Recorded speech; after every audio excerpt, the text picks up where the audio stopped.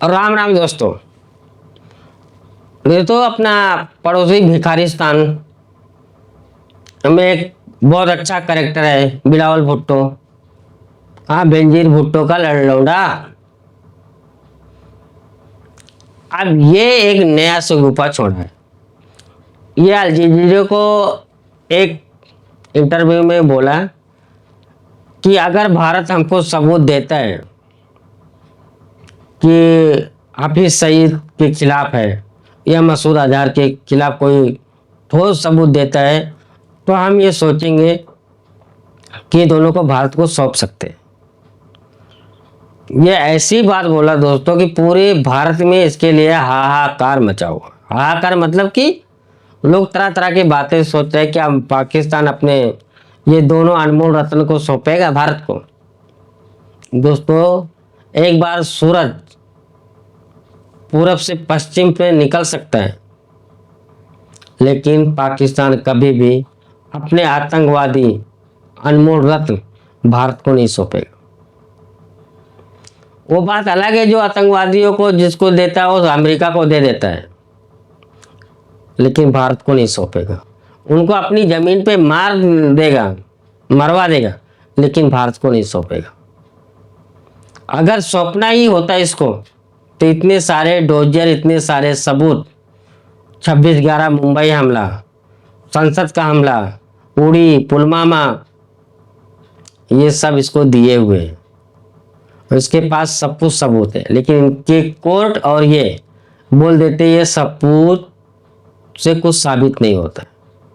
अभी इनको ये ऐसा कैमरा खींच करके कि वो हाफिज सईद उसको हथियार दे रहा है, उसको पैसा दे रहा है, वो आतंकवादी आकर के भारत में, ऐसा ऐसा सबूत चाहिए क्या? हमारा कोई कैमरा मैन है वहाँ पे, लिंक तुमको जोड़ के दे रहे हैं, हर एक तरह से सबूत तुमको साबित करके दिया जा रहा है, लेकिन तुम्हारे सबूत मानते ही नहीं हो। तुमको कुल मिलाकर के भारत को बातचीत के टेबल पे लाना है, जो कि भारत आने के लिए तैयार नहीं है। तुम हाफिज सईद और मसूद अजहर को नहीं भी दोगे तो भारत उनको ठोक देगा, वो बचने वालों में के नहीं है।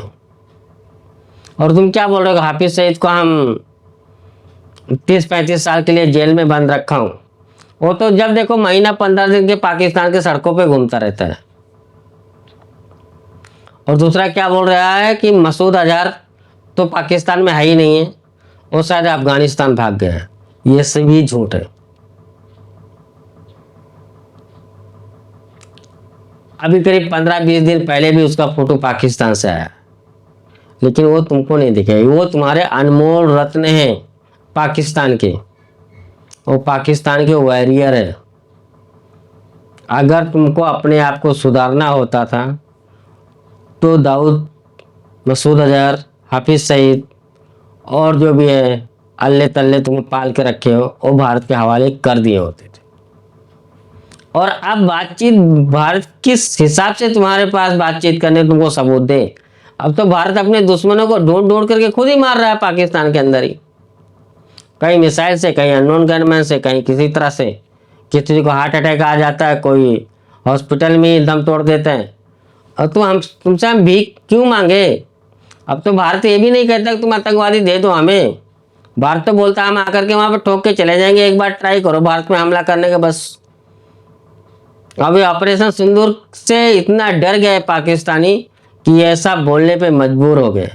कभी आप लोग सोच सकते हैं कि पाकिस्तान का कोई लीडर, कोई नेता जो इतनी बड़े पार्टी का मुखिया हो, वो ऐसा बोल दे कि हम पाकिस्तान अगर पाकिस्तान को भारत सबूत देता है तो हम मसूद अजहर और हाफिज सईद को भारत को सौंप देंगे? नहीं, किसी की हिम्मत ही नहीं। अगर ऐसा बोल दिया तो ISI उसको दिन दहाड़े ठोक देगी। लेकिन ये जो भी बोला है ये सब षड्यंत्र के तहत बोला है, जिसको बोलते हैं अलतकिया। इनमें अलतकिया जायज है। तो ये मिलिट्री और ISI की तरफ से इसको ये मतलब इसको कहा गया होगा कि तुम ऐसा ऐसा जाकर के इंटरव्यू दो, जिससे भारत किसी भी तरह से बातचीत के टेबल पे तो बैठे। भारत तो बातचीत करने को तैयार ही नहीं है। ऊपर से ऑपरेशन सिंदूर अभी तक एक्टिव है। और वाटर ट्रीटी का क्या, तो सबसे बड़ी जो मार पड़ी ना वो वाटर ट्रीटी है।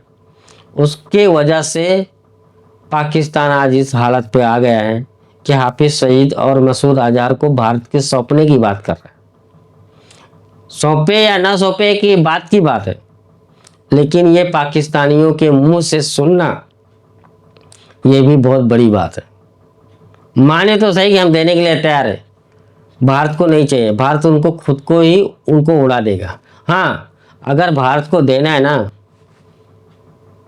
आसिम मुनीर को दे दो, आईएसआई चीफ को दे दो, जो कि मेन दुश्मन है भारत के। अपने फील्ड मार्शल जो फील्ड मार्शल का भाषण नहीं सुना, जो हिंदू मुसलमान गैर मुसलमान की बात कर रहा था, जिसके बाद से ये पहलगाम हमला किया है वो आतंकवादियों ने। तो हमको आसिम मुनीर को दे दो। सबूत को क्या जरूरत, तुम लोग तो पढ़े लिखे हो नहीं, सबूत लेकर के क्या करोगे। हाँ चाहिए तो 2-4 करोड़ ले लो। और रही बात हाफिज सईद को और मसूद अजहर को, उनको देकर के क्या फायदा। भी वो देखो ना, उसके मसूद अजहर के फैमिली को पूरा उड़ा दिया भारत ने एक ही मिसाइल से। 14-15 लोग को मार के वो अकेला रड़ुआ है, इधर उधर घूम रहा है। किसी ने भारत का मूड खराब होगा उस पर मिसाइल दाग देगा, नहीं को अननोन गवर्नमेंट ठिकाने लगा देगा। और रही बात हाफिज सईद को, हाफिज सईद तो अभी गया गुजरा है, अभी तो उसका लड़का है तलहा सईद। पहले जो अननोन गनमैन है, पहले टॉप को नहीं मारते, नीचे से ऊपर मारते मारते जाते। अभी तो उसका हाफिज सईद का बेटा बचा हुआ है, उसके बाद हाफिज सईद का नंबर आएगा। तो पाकिस्तानियों और बिल्लो रानी ज़्यादा होशियारी ना करो। तुम्हारे जैसा भारत के लीडर जाहिल नहीं है, और ना ही तुम्हारी तरह आर्मी के दबाव में कोई भाषण देते, कोई वक्तव्य देते। तुम्हारी औकात ही नहीं है कि बगैर आर्मी के इजाज़त की तुम ये बात कह सको। और आर्मी ने तुमको ये कहने के लिए किया है, पता है क्यों? क्योंकि भारत को टेबल में बिठाओ और वाटर ट्रीटी जो भारत ने कैंसिल किया उसको सॉल्व कराओ, और तब तक अपना टाइम बाय करो और फिर जिहादी भेजो।